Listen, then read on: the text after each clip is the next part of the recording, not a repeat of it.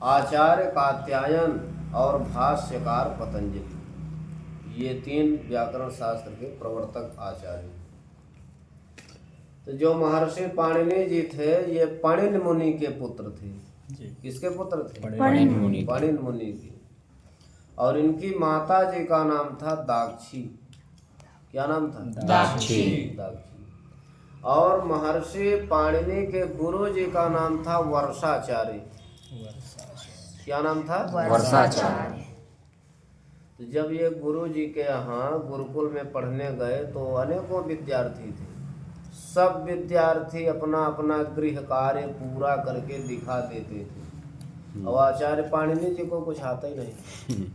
इसलिए कथा सरित सागर में इस बात का प्रमाण मिलता है कि यथ कालेन वर्षस्य शिष्य वर्गो महान भूत तत्रैकः पाणिनिर्नाम जड बुद्धि तरोऽयभूत्।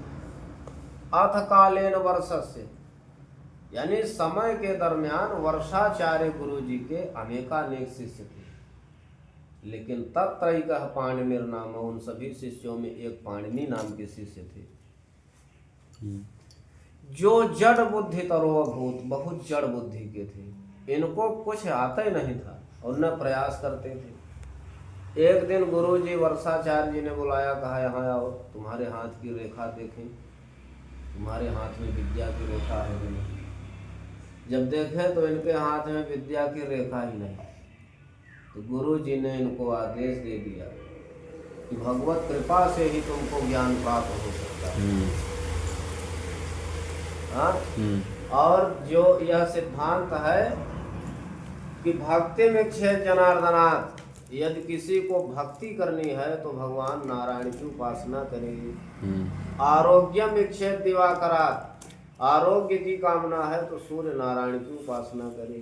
और ज्ञानम विक्षेप महेश्वरात्, ज्ञान की कामना है तो भगवान शंकर जी की उपासना करे। इनके गुरु वर्षाचार्य जी ने इनको आदेश दे दिया कि तुम भगवान शंकर की आराधना करो।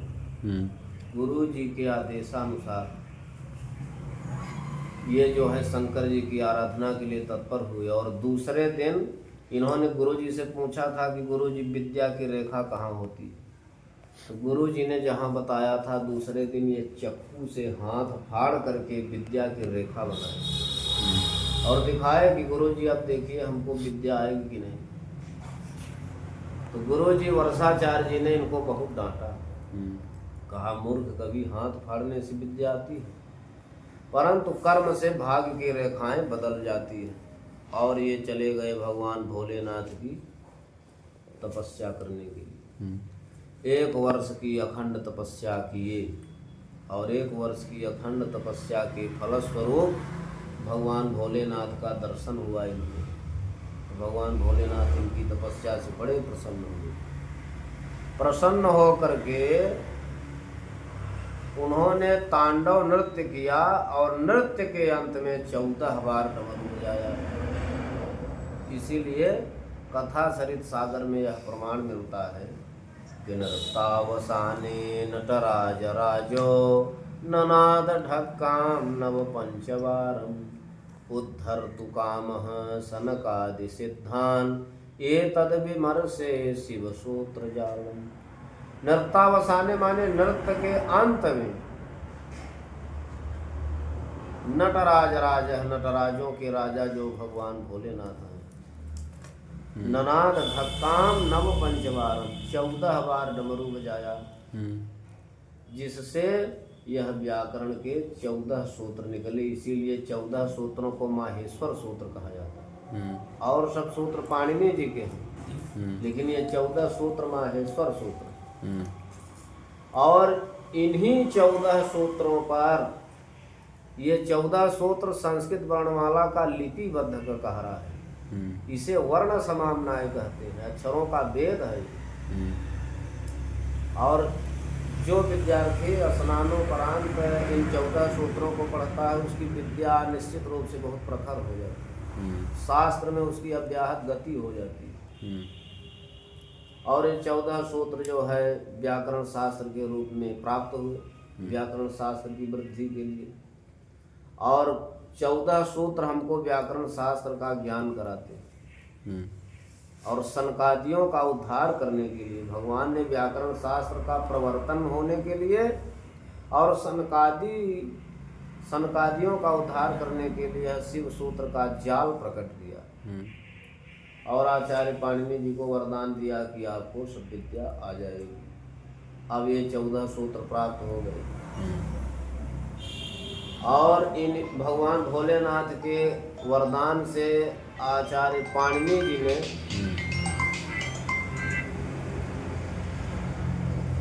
क्या किया कि अष्टाध्यायी नाम का एक ग्रंथ लिखा। कौन सा ग्रंथ? अष्टाध्यायी। अष्टाध्यायी में 8 अध्याय है। प्रत्येक अध्यायों में 4-4 पाद है। और कुल सूत्र संख्या 3995 है। अष्टाध्याय में कुल कितने सूत्र हैं? 3995। 5 कम नहीं तो 4000। अष्टाध्यायी पाणिनीया सूत्रैर माहेश्वरैः सह चतुःसहस्रे सूत्राणां 5 सूत्र विवर्जिता। 4000 में 5 सूत्र कम यानी 3995।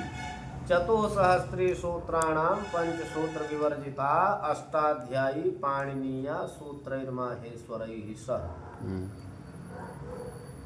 3995 सूत्र माहेश्वर सूत्र के साथ इस अष्टाध्यायी ग्रंथ में आचार्य पाणिनि जी के द्वारा लिखे गए।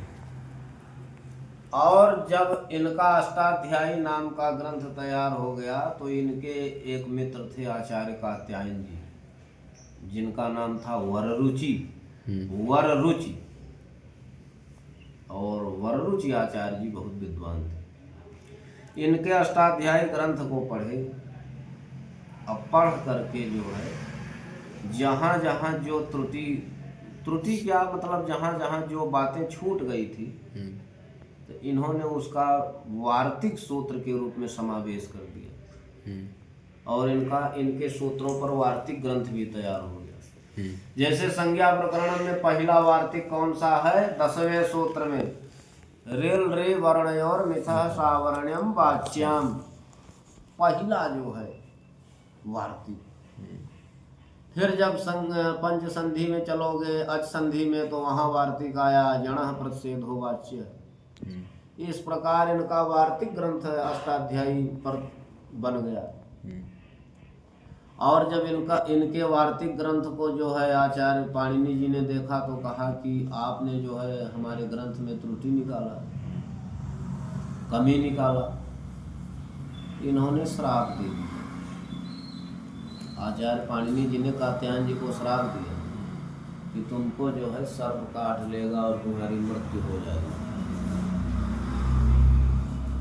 तो आचार्य कात्यायन जी ने कहा कि हम तो निरपराध हैं, हमारा कोई अपराध नहीं है। हमने आपके अष्टाध्यायी ग्रंथ को पढ़ा, उससे प्रभावित हो करके ज्ञान समृद्धि के लिए जो बातें आपसे छूट गई थी तो हमने वार्तिक के रूप में समावेश किया, लेकिन आपने मुझको श्राप दिया। तो महाभारत का यह न्याय है कि जस्मिन् यथा वर्तते यो मनुष्यः तस्मै तथा वर्तितव्यः सधर्मः। मायाचारी मायया प्रत्युपेयः साध्वाचारी साधुना प्रत्युपेयः। जो मनुष्य जिसके प्रति जैसा बर्ताव व्यवहार करे उसके साथ वैसा ही बर्ताव व्यवहार करना चाहिए। अगर कोई सज्जनता से पेश आ रहा है तो उसके साथ सज्जनता करनी चाहिए, और कोई दुष्टता से पेश आ रहा है तो उसके साथ दुष्टता ही करनी चाहिए। आपने मुझको श्राप दिया तो हम भी आपको श्राप देते हैं कि आपको सिंह व्याघ्र काट लेगा और आपकी मृत्यु हो जाएगी। और ऐसा ही हो गया।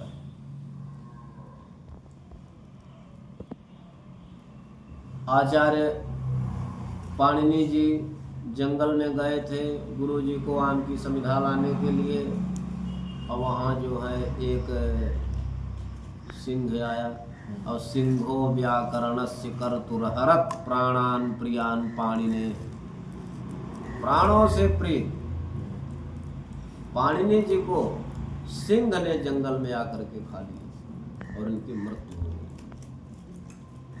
और आचार्य कात्यायन जी शौच क्रिया के लिए गए थे जंगल में, झाड़ी में बैठे थे, सर्प निकला, काट लिया, मर गए।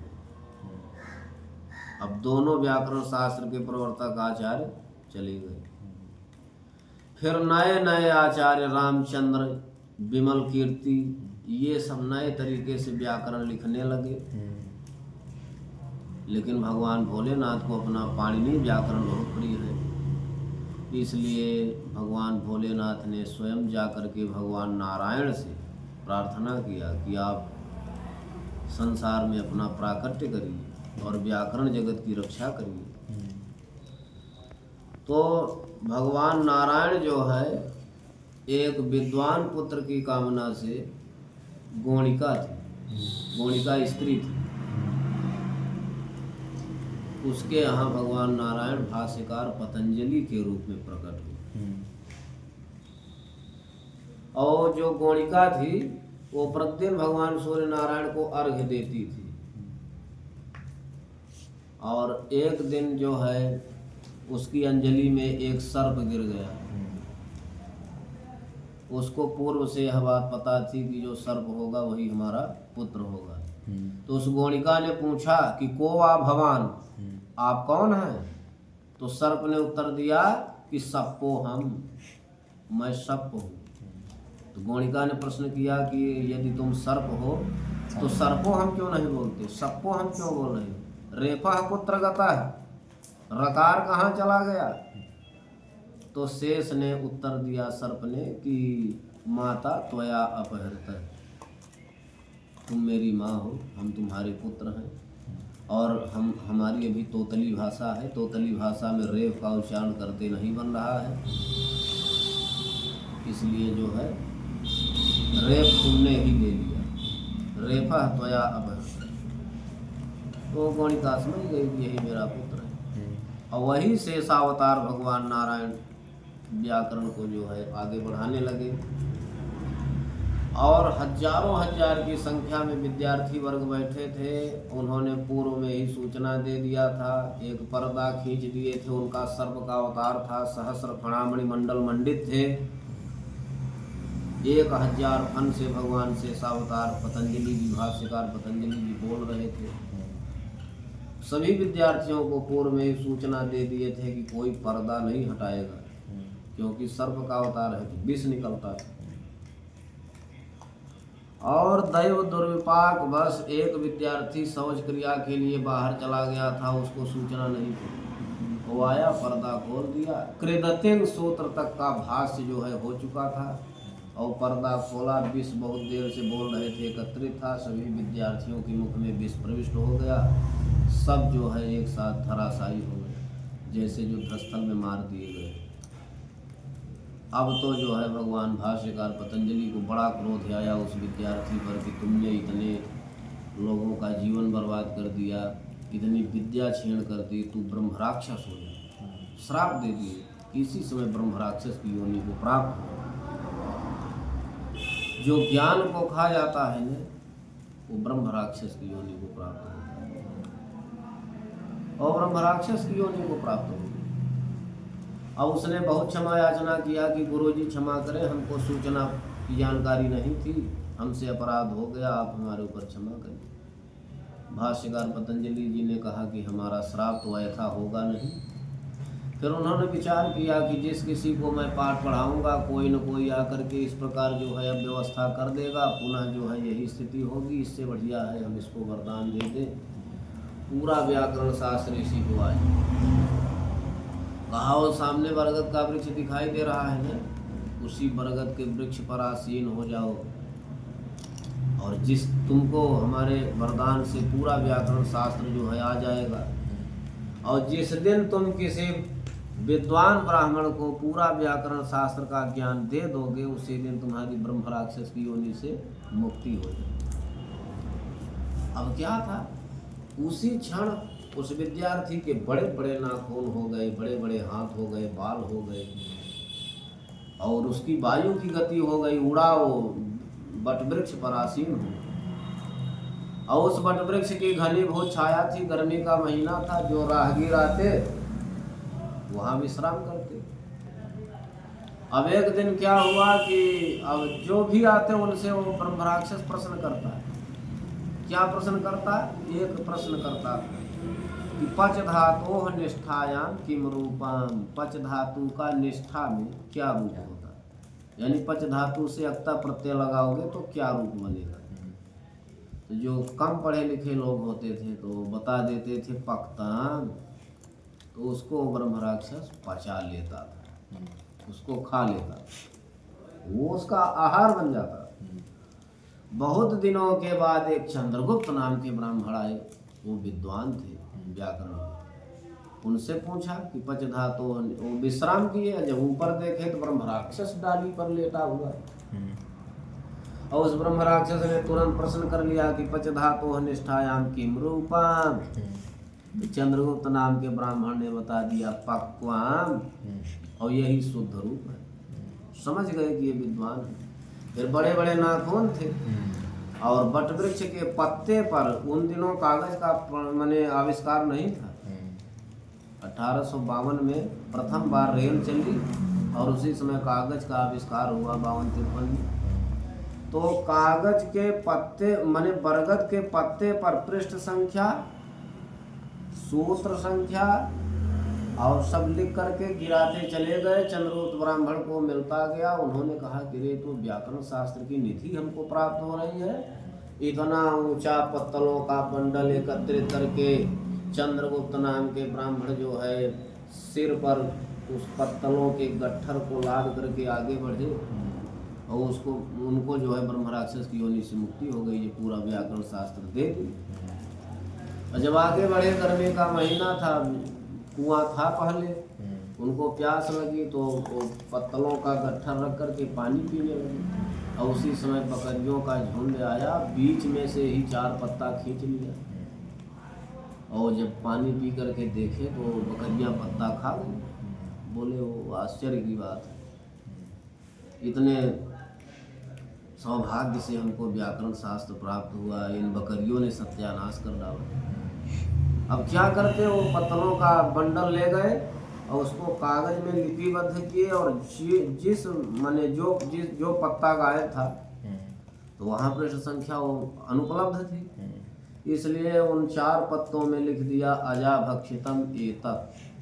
व्याकरण शास्त्र में, महाभाष्य में आज भी अजाभक्षितम एतत् लिखा हुआ।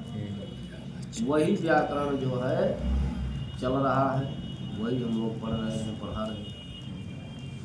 तो कहने का मतलब ये हुआ कि पढ़ने के बाद ये कोई विद्या बांट नहीं पाता है तो वो ब्रह्म राक्षस बन जाता है। इसी व्याकरण शास्त्र की एक प्रवर्तक आचार्य जो है, कौन? श्रीमद् भट्टोजी दीक्षित जी। लव सिद्धांत कौमुदी को और मध्य सिद्धांत कौमुदी को श्रीमद् वरदराजाचार्य जी ने लिखा। किसने लिखा? श्रीमद् वरदराजाचार्य जी ने लिखा। और सिद्धांत कौमुदी को श्रीमद् वरदराजाचार्य के गुरु जी श्रीमद् भट्टोजी दीक्षित ने लिखा। किसने लिखा? श्रीमद् भट्टोजी दीक्षित ने सिद्धांत कौमुदी लिखा। तो ये श्रीमद् भट्टोजी दीक्षित जैसे विद्वान, व्याकरण तो बहुत पढ़े थे, बहुत जानते थे, सिद्धांत कौमुदी भी लिख दिए थे, परंतु ये ज्ञान को बांट नहीं पाए थे। जब इनकी मृत्यु हुई तो ये बन गए ब्रह्म राक्षस। ये वाराणसी में रहते थे। वरदराजाचार्य जी गए पढ़ने के लिए, जो लोग सिद्धांत कौमुदी लिखे यही वरदराजाचार्य जी गए पढ़ने के लिए। और वाराणसी में ज्यादातर बाहर के विद्वान हैं जी। वाराणसी में ज्यादातर बाहर के, केरल के तो जो है ज्यादातर बाहरी विद्वान बनारस में रहते, महाराष्ट्र के रहते, ये ज्यादा अधिक संख्या में बिहार के अधिक संख्या में। ज्यादातर जो है काशी जी में बाहरी माने आचार्य विद्वान है। तो श्रीमद् भट्टोजी दीक्षित जी भी बाहरी थे, महाराष्ट्र साइड के थे। तो अब ये वहीं रहते थे। इनकी मृत्यु हो गई, ब्रह्मराक्षस बन गए। और जब श्रीमद् भरत राजाचार्य जी गए तो एक पुरानी कोठी थी, उसी में रहते थे ब्रह्मराक्षस बनकर। और ये गए व्याकरण पढ़ने के लिए, तो दरवाजा खटखटाए, निकले, बोले कि हम काशी जी आए हैं व्याकरण शास्त्र पढ़ने के लिए। इन्होंने कहा कि, बोले कि श्रीमद् भट्टो दीक्षित जी आप ही हैं? बोले हाँ हम ही। कहा व्याकरण शास्त्र तो हम आपको पढ़ा देंगे पूरा, लेकिन हमारी एक शर्त है, जितने दिन आपके अध्ययन का कार्यकाल चलेगा, व्याकरण की विद्या ऐसी है जो 10 साल 12 साल में तैयार होती है, समझ लो। इसीलिए किसी शास्त्र को पढ़ने के लिए कठिनता नहीं बताई गई। सब शास्त्र पढ़ सकते हो, लेकिन व्याकरण 12 वर्ष की अखंड कोई तपस्या करे, मेहनत करे, तो उसको व्याकरण आता है। इसीलिए लिखा गया कष्टम व्याकरणम इदम ही 12 वर्षैः सदा श्रूयते। व्याकरण की विद्या 12 वर्ष में बड़े कठिनाई से प्राप्त होती है। अच्छा, एक बात और है, अगर तुम व्याकरण पढ़ने के बाद 9 दिन तक उसको छोड़ दो, आवृत्ति न करो, तो 10वें दिन तुमको ये लगेगा कि हम तो ये नया पाठ पढ़ रहे हैं। प्राप्ते तो 9वें दिवसे व्याकरण नवकाम उपैति। 9वां दिन प्राप्त होते ही व्याकरण नवीनता को प्राप्त हो जाता है। तो श्रीमद् भट्टोजी दीक्षित जो ब्रह्मराक्षस की योनि को प्राप्त हो गए थे, उन्होंने कहा कि 10 साल 12 साल जो भी लगेगा, आपको इसी कमरे के अंदर रहना है, बाहर कहीं नहीं जाना है। अगर ये शर्त स्वीकार हो तो हम तुमको पढ़ाएंगे। बोले हम तो पढ़ने के लिए आए ही हैं, आप पढ़ाइए। 10 साल 12। बोले खाने पीने की सब सुविधा यहाँ मिलेगी। सब सुविधा मिलती गई, और 12 वर्ष रह करके वो जो है, 12 वर्ष में कुछ कम था, कुछ ही कम था, और पूरा व्याकरण शास्त्र जो है पढ़ा दिया भरत राजाचार्य जी को।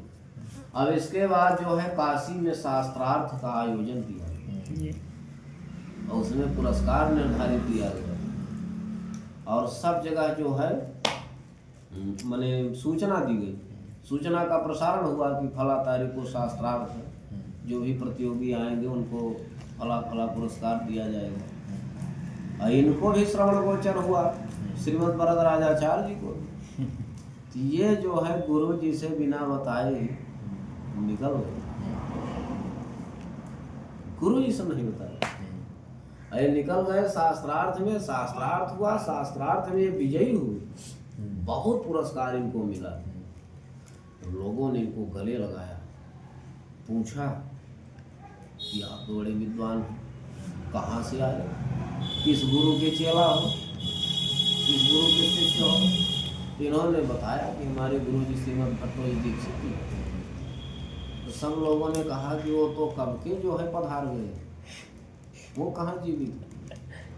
बोले नहीं, हमने पूरा व्याकरण उन्हीं से पढ़ा। और एक आदमी 2 आदमी कहता तो ठीक था, जितने थे सब लोगों ने बताया। अब इनको भय हो गया, लगता है कि हमने किसी प्रेत से, किसी ब्रह्म राक्षस से विद्या पढ़ लिया, और अब इनको जाने में डर लग रहा। लेकिन निर्भीकता से ये गए, और जब वहाँ गए तो गुरु जिनके थे उन्होंने कहा घबराने की बात नहीं है, तुम्हारी विद्या भी पूर्ण हो गई है, और 12 वर्ष का समय भी पूरा हो गया है, अब तुम जा सकते हो और हम भी जा सकते हो। तब जा कर के वो ब्रह्म राक्षस की योनि से उनकी मुक्ति हुई। और यही व्याकरण पठन पाठन प्रक्रिया में चल रहा है। व्याकरण शास्त्र बहुत दिन से है। ब्रह्मा जी ने सबसे पहले बृहस्पति जी को व्याकरण पढ़ाया। ब्रह्मा बृहस्पतये प्रोवाच, महाभाष्य में पंक्ति है, ब्रह्मा बृहस्पतये प्रोवाच बृहस्पति इंद्राय इंद्रो भरद्वाजाय भरद्वाज ऋषिभ्यः ऋषयो ब्राह्मणेभ्यः ब्राह्मणेभ्यो अस्मभ्यः। सबसे पहले व्याकरण का ज्ञान ब्रह्मा जी को था। ब्रह्मा जी ने बृहस्पति जी को व्याकरण पढ़ाया। बृहस्पति जी ने इंद्र जी को व्याकरण पढ़ाया, इंद्र ने भरद्वाज ऋषि को व्याकरण पढ़ाया, भरद्वाज ऋषि ने अन्य ऋषियों को व्याकरण पढ़ाया, और अन्य ऋषियों ने ब्राह्मणों को पढ़ाया, और ब्राह्मणों से हम लोगों को व्याकरण शास्त्र प्राप्त। अब सोचिए, महाभाष्य में लिखा है कि बृहस्पतिश्च प्रवक्ता इंद्रश्च अध्येता दिव्यम वर्ष सहस्त्रम प्रतिपदोक्तानां शब्दानां शब्द पारायणम प्रोवाच नान्तम जगाम किम पुनः अद्यत्वे यह सर्वथा चिरम जीवति वर्ष शतम जीवति। बृहस्पति जी जैसा प्रवक्ता, बृहस्पति माने बृहताम पति बृहस्पति, बृहताम विद्या नाम, जो विद्याओं के स्वामी है, ऐसे बृहस्पति जैसे प्रवक्ता और इंद्र जैसे अध्येता। इंद्र जी बहुत विद्वान है, कवि है, बलि है। तो बृहस्पति जी जैसा प्रवक्ता और इंद्र जी जैसा अध्येता और देवताओं का दिव्य 1000 वर्ष तक व्याकरण शास्त्र पढ़ाया बृहस्पति जी ने इंद्र को, फिर भी व्याकरण पूरा नहीं हुआ। न अंतम जगाम किम पुनः अद्यत्वे, फिर आज की बात क्या कही जाए। यह सर्वथा चिरम जीवति वर्ष शतम जीवति, आज तो जो बहुत जीता है वो 100 साल तक। और ननु चतुर्भिश्च प्रकार कई विद्या उपयोगिता भवति, 4 प्रकार से विद्या की उपयोगिता होती है। कितने प्रकार से? 4। आगम कालेन, स्वाध्याय कालेन, प्रवचन कालेन, व्यवहार कालेन। आगम काल, स्वाध्याय काल, प्रवचन काल और व्यवहार काल। गुरु के आश्रय में रह करके जो प्रथमतः विद्या ग्रहण की जाती है उसको आगम काल कहते हैं। फिर गुरु जी के पढ़ाने के बाद जो स्वयं से विद्या का अध्ययन किया जाता है उसको स्वाध्याय काल कहते हैं। फिर उस विद्या का जब हम लोग कहीं उपदेश करते हैं तो उसको जो है प्रवचन काल कहते हैं। और फिर जब वह विद्या समाज में व्यवहार के रूप में लाई जाती है, उस विद्या का प्रयोग किया जाता है तो उसे व्यवहार काल कहते हैं। 4 प्रकार से विद्या की उपयोगिता होती है। तत्र आगम काले नैव कृष्णम आयुः पूर्णम स्यात्, आगम काल करने में ही संपूर्ण आयु समाप्त हो जाती है। विद्याएं बहुत हैं। तो इस प्रकार से, और पाणिनि जी अंतिम वैयाकरण है, ध्यान देना। पाणिनि जी अंतिम वैयाकरण है। इनके पूर्व 10 वैयाकरण थे, 8 वैयाकरण। इंद्रस चंद्रः काश कृष्णा पिशाली शाकटायन पाणिन्यमर जैनेन्द्र जयंत्यष्टाब्दी शाब्दिका। पहले इंद्र का ऐन्द्र व्याकरण पढ़ाया जाता था, चंद्र का चांद्र व्याकरण, काश कृष्ण व्याकरण, आपिशली व्याकरण, इंद्रस चंद्र काश कृष्ण आपिशाली शाकटायन व्याकरण, पाणिन्यमर जैनेन्द्र अमर व्याकरण, जैनेन्द्र व्याकरण। 8 वैयाकरणों का नामोल्लेख है। और पाणिनि जी ने व्याकरण शास्त्र में 10 जो है आचार्यों का सूत्रबद्ध नाम गिनाया है। लोपः साकल्यस्य, अभंग स्फोटायनस्य, ई चाक्रवर्मणस्य, ऋतो भारद्वाजस्य, ओतो गालवस्य, लगभग 10 आचार्यों का इन्होंने सूत्रबद्ध नाम गिनाया और सभी आचार्यों का सम्मान किया है, उनके मत को माना है। पाणिनि जी अंतिम वैयाकरण है और ऐसे वैयाकरण है कि आज तक कोई ननु नच इनके जो है व्याकरण में नहीं कर पाया। इसलिए पाणिनीयम महाशास्त्रम पद साधुत्व लक्षणम सर्वोपकारकम ग्राह्यम त्याज्यम न तत्कर्हिचित। पाणिनि जी का जो शास्त्र है व्याकरण का वो महाशास्त्र। पाणिनीयम महाशास्त्रम पद साधुत्व लक्षणम, यह अक्षय अक्षय पदों को सिद्ध करता है, शब्दों को सिद्ध करता है। सर्वोपकारकम ग्राह्यम, पाणिनि जी का जो शास्त्र है व्याकरण का वो पूरा का पूरा उपकारक है, सहायक है। और त्याज्यम न तत्कर्हिचित्, इनमें इनके व्याकरण का कुछ भी अंश त्यागने के योग्य नहीं है, पूरा पूरा उपकारक होने के कारण ग्राह्य। और ये अंतिम व्याकरण, और इनके सूत्र जो है वेद की तरह चलते हैं, छंदोवत् सूत्राणि भवन्ति। जैसे वेद का क्रमिक अध्ययन होता है उसी प्रकार पाणिनि जी के सूत्रों का क्रमिक अध्ययन, जिस क्रम में माहेश्वर सूत्र है उसी क्रम का अनुवर्तन इन्होंने हर प्रकरणों में किया है। जैसे माहेश्वर सूत्र में पहले अ आता है, फिर ई आता है, उ आता है, ऐ युण ऋल ऋक ए ओंग, इसी का अनुवर्तन इन्होंने हर जगह किया। जब इन्होंने धातु पाठ प्रारंभ किया और लकारों का परिगणन किया तो वहाँ इन्होंने लिखा है कि तत्रादौ 10 लकाराः प्रदर्श्यन्ते, लट लिट लुट लिट लेट लोट लंग लिंग लुंग लृंग एषु पंचमो लकारस् छंदो मात्र गोचरः। अब देखो, लट में ला में आ है, लिट में ला में ई है, लुट में ला में ऊ है, और लिट में ला में री है, लेट में ला में ए है, लोट में ला में ओ है, और फिर लंग लिंग लुंग लिंग में आ ई उ री। और माहेश्वर सूत्र का यही क्रम है ना, आ ई उ री ए ओ, 6 तित लकार 4 गित लकार। जिस क्रम में माहेश्वर सूत्र है उसी क्रम का अनुवर्तन इन्होंने हर जगह किया। इसलिए पाणिनीय व्याकरण सर्वोपरि है और बहुत ही मनोवैज्ञानिक है पाणिनीय व्याकरण। पाणिनीय व्याकरण में हम लोगों को बहुत सी ऐतिहासिक घटनाएं प्राप्त होती हैं, और ये यवनों के पूर्व थे पाणिनि जी, यवनों के आक्रमण के पूर्व थे आचार्य पाणिनि जी। इसीलिए जो है सूत्र में इन्होंने यवन शब्द का उल्लेख किया है। इंद्र वरुण भव सर्व रुद्र मृग हिमारण यव यवन मातुलाचार्याणाम आनु, स्त्री प्रत्यय में जहाँ गीस और आनुक दोनों होते हैं तो वहाँ इन्होंने यवन शब्द का उल्लेख किया। इससे अनुमान लगाया जाता है कि यवनों के आक्रमण के पूर्व ये थे, है ना।